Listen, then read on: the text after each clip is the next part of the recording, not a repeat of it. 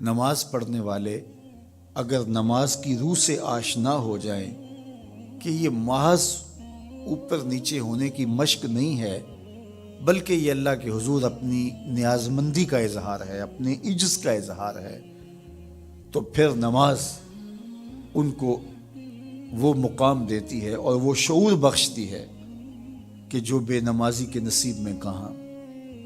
انسان کے اشرف اعضاء اس کے سر میں ہیں، بولنے کی قوت زبان سر میں، دیکھنے کی قوت آنکھیں سر میں، سننے کی قوت کان سر میں، سوچنے کی قوت دماغ سر میں، سونگھنے کی قوت ناک سر میں، اور یہ سر مالک کے در پہ ہے۔ اور زبان سے بندہ کیا کہہ رہا ہے؟ سبحان ربی الاعلی، مالک تو سب سے اعلیٰ ہے۔ اور اپنا رویہ اور عمل کیا ہے کہ اپنی ناک بھی خاک پہ رکھی ہے، پیشانی بھی خاک پہ رکھی ہے، اور باقی اعضاء بھی خاک پہ ہیں۔ تو گویا عملاً یہ بتا رہا ہے مالک مجھ سے نیچا کوئی نہیں اور تجھ سے اونچا کوئی نہیں۔ اور اگر وہ نماز کی روح سے آشنا ہو جائے تو سجدے سے سر اٹھانے سے قبل اللہ سارے اس کے بوجھ اتار دے، اس کے من میں روشنیاں کر دے۔ تو نماز بندگی کا شعور دیتی ہے، من میں چراغاں کرتی ہے۔ اللہ کے حضور جھکنے سے بندہ ایسا بندہ کامل بن جاتا ہے کہ پھر وہ کسی اور کے آگے نہیں جھکتا۔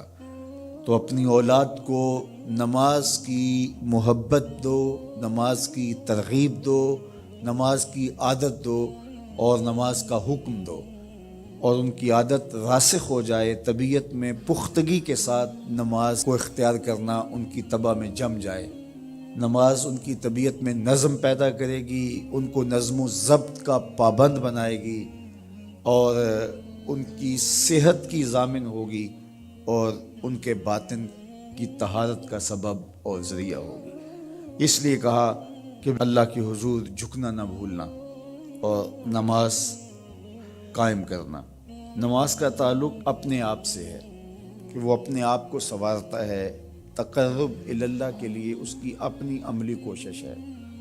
بندے اور خدا کا ایک ربط ہے نماز۔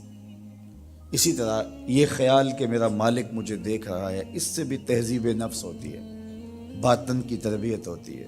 انسان ایک حصار میں آ جاتا ہے، ایک پہرے میں آ جاتا ہے کہ میرا اللہ مجھے دیکھ رہا ہے، اور پھر وہ قدم پھونک پھونک کے رکھتا ہے۔